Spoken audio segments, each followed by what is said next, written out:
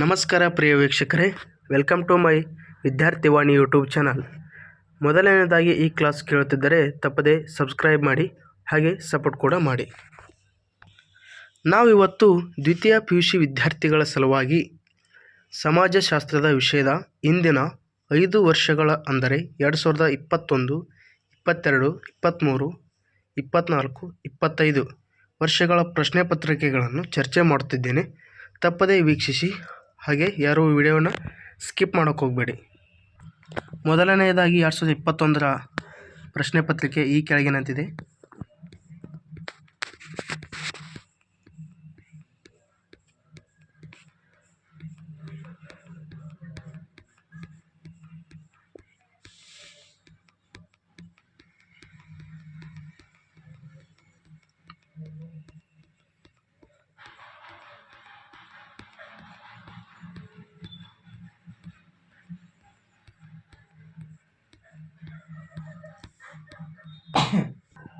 ಎರಡನೆಯದಾಗಿ 2023ರ ಪ್ರಶ್ನೆ ಪತ್ರಿಕೆ ಈ ಕೆಳಗಿನಂತಿದೆ.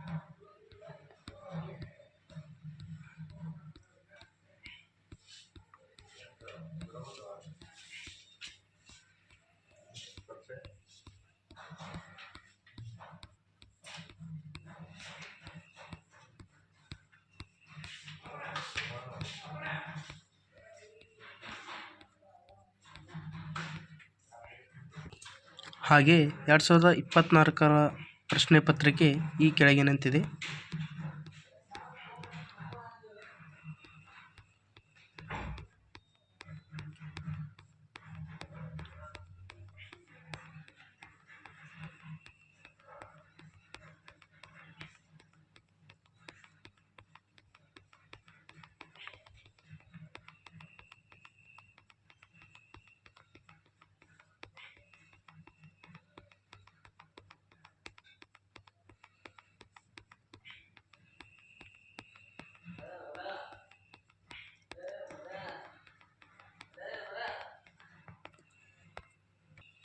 ಹಾಗೆ 2025ರ ಪ್ರಶ್ನೆ ಪತ್ರಿಕೆ ಈ ಕೆಳಗಿನಂತಿದೆ.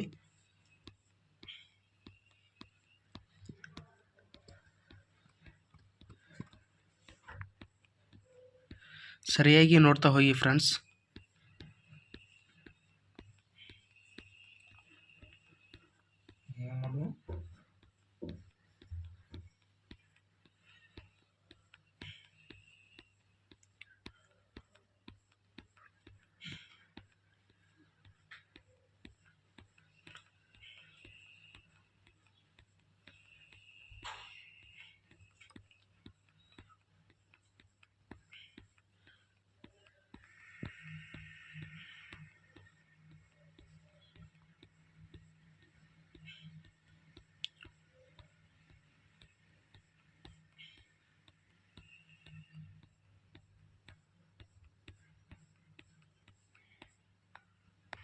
ಸರಿಯಾಗಿ ವೀಕ್ಷಿಸಿದ್ದೀರಾ? ಇದರಲ್ಲಿ ಯಾವುದು ಇಂಪಾರ್ಟೆಂಟ್ ಎಂದು ನಿಮಗೆ ತಿಳಿತಾ? ಜಾಸ್ತಿ ತಲೆ ಕೆಡಿಸ್ಕೋಬೇಡಿ. ಈಗ ನಾನು ಈ 4 ಪ್ರಶ್ನೆ ಪತ್ರಿಕೆಗಳಲ್ಲಿ ಅತಿಯಾಗಿ ಸತತ ಬಾರಿ ರಿಪೀಟ್ ಆದ ಪ್ರಶ್ನೆಗಳೆಂದರೆ ಈ ಕೆಳಗಿನಂತೆ ನಾನು ಹೇಳ್ತೀನಿ, ನೀವು ಕೆಳಗೆ ನೋಟ್ ಮಾಡ್ತಾ ಹೋಗಿ. ಮೊದಲನೇದಾಗಿ, ಜನಸಂಖ್ಯಾಶಾಸ್ತ್ರವನ್ನು ವ್ಯಾಖ್ಯಾನಿಸಿ, ಅದರ ಪ್ರಮುಖ ಲಕ್ಷಣಗಳನ್ನು ಒಂದು ಚಿತ್ರಣವನ್ನು ಚಿತ್ರಿಸಿ. ಈ ಪ್ರಶ್ನೆ 2021 ಹಾಗೂ 2023ರಲ್ಲಿ ರಿಪೀಟ್ ಆಗಿದೆ. ಎರಡನೇದಾಗಿ, ಜಾತಿ ಪದ್ಧತಿಯ ಪ್ರಮುಖ ಲಕ್ಷಣಗಳನ್ನು ವಿವರಿಸಿ. ಈ ಪ್ರಶ್ನೆ 2022 ಹಾಗೂ 2024ರಲ್ಲಿ ಕೂಡ ರಿಪೀಟ್ ಆಗಿದೆ. ನಂತರ, ಭಾರತದಲ್ಲಿ ಕೈಗೊಳ್ಳಲಾದ ಬುಡಕಟ್ಟುಗಳ ಕಲ್ಯಾಣ ಕ್ರಮಗಳನ್ನು ವಿವರಿಸಿ. ಇದು 2022 ಹಾಗೂ 2024ರಲ್ಲಿ ರಿಪೀಟ್ ಆಗಿದೆ. ನಂತರ ಭಾರತೀಯ ಗ್ರಾಮಗಳ ಕೃಷಿ ಮತ್ತು ಆರ್ಥಿಕ ವ್ಯವಸ್ಥೆ ಅಥವಾ ಸಮಸ್ಯೆಗಳು ಯಾವ ರೀತಿ ಇದೆ ಅಂದು ಈ ಪ್ರಶ್ನೆ 2021, 2022, 2025ರಲ್ಲಿ ರಿಪೀಟ್ ಆಗಿರುವಂಥ ಇಂಪಾರ್ಟೆಂಟ್ ಕ್ವಶನ್ ಇದು. ನಂತರ ವೈವಿಧ್ಯತೆಯನ್ನು ವ್ಯಾಖ್ಯಾನಿಸಿ. ಭಾರತದಲ್ಲಿ ವೈವಿಧ್ಯತೆಯ ಸ್ವರೂಪವನ್ನು ವಿವರಿಸಿ. ಈ ಪ್ರಶ್ನೆಯೂ ಕೂಡ 2023, 2024, 2025ರಲ್ಲಿ ಸತತ ಬಾರಿ ರಿಪೀಟ್ ಆದ ಇಂಪಾರ್ಟೆಂಟ್ ಕ್ವಶನ್ ಆಗಿದೆ. ನಂತರ ನಿಮಗೆ ಯಾವ ರೀತಿ ಅಂದರೆ ಪ್ರಸ್ತುತ ದ್ವಿತೀಯ PUC ಅಂದರೆ ವಾರ್ಷಿಕ ಪರೀಕ್ಷೆ ಬರೆಯುವಂಥ ವಿದ್ಯಾರ್ಥಿಗಳಿಗೆ ಬ್ಲೂಪ್ರಿಂಟ್ ಪ್ರಕಾರ ಯಾವ ಪಾಠದಲ್ಲಿ ಅತಿ ಹೆಚ್ಚು 10 ಅಂಕದ ಪ್ರಶ್ನೆಗಳು ಬರುತ್ತವೆ ಎಂದು ಕುತೂಹಲ ಇರುತ್ತದೆ. ಅದಕ್ಕೆ ನಾನು ನಿಮಗೆ 10 ಅಂಕಗಳು ಯಾವ ಪಾಠದಲ್ಲಿ ಅತಿ ಹೆಚ್ಚಾಗಿ ಕೇಳ್ತಾರೆ ಅಂತ ನಾನು ಈಗ ಹೇಳ್ತೀನಿ, ನೀವು ನೋಟ್ ಮಾಡ್ತಾ ಹೋಗಿ. ಮೊದಲನೇ ಅಧ್ಯಾಯದಲ್ಲಿ ಜನಸಂಖ್ಯಾಶಾಸ್ತ್ರವನ್ನು ವ್ಯಾಖ್ಯಾನಿಸಿ ಮತ್ತು ಭಾರತದ ಜನಸಂಖ್ಯಾಶಾಸ್ತ್ರೀಯ ಚಿತ್ರಣದ ಪ್ರಮುಖ ಲಕ್ಷಣಗಳನ್ನು ವಿವರಿಸಿ. ಈಗಾಗಲೇ ನಾನು ಇಂಪಾರ್ಟೆಂಟ್ IMP ಅಂತ ಗುರುತಿಸಿದ್ದೇನೆ.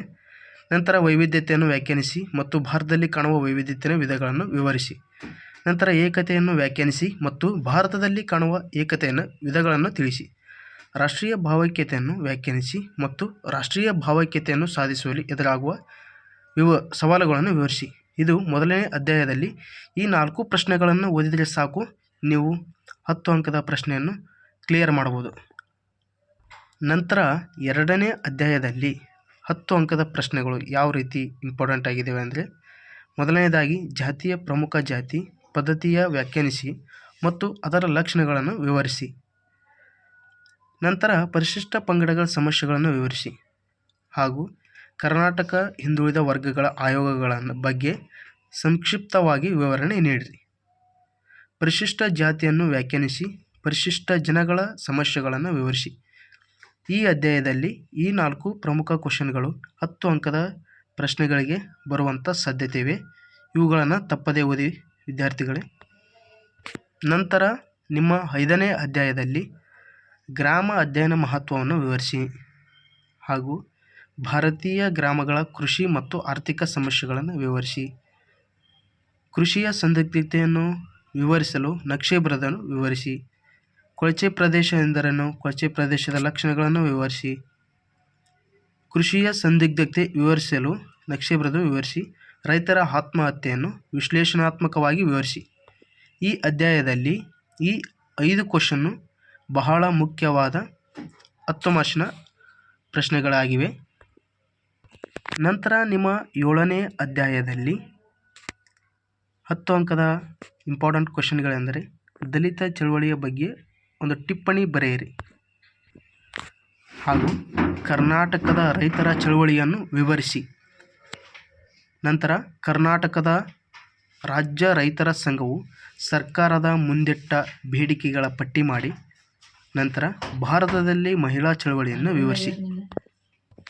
ಈ 4 ಅಧ್ಯಾಯಗಳಲ್ಲಿ ಬರುವಂಥ ಪ್ರಶ್ನೆಗಳನ್ನು ನೀವು ಸರಿಯಾಗಿ ಅಧ್ಯಯನ ಮಾಡಿದರೆ 20 ಅಂಕಗಳನ್ನು ಯಾವುದೇ ಭಯವಿಲ್ಲದೆ ನೀವು ಆನ್ಸರನ್ನು ಮಾಡಬಹುದು. ಹಾಗೆ ನಿಮ್ಮ ಹೆಚ್ಚಿನ ಮಾಹಿತಿಗಾಗಿ ಕಮೆಂಟ್ ಬಾಕ್ಸ್ನಲ್ಲಿ ತಿಳಿಸಿ. ತಪ್ಪದೇ ಲೈಕ್ ಮಾಡಿ, ಶೇರ್ ಮಾಡಿ, ಸಬ್ಸ್ಕ್ರೈಬ್ ಮಾಡೋದನ್ನು ಮರಿಬೇಡಿ. Thanks for watching video.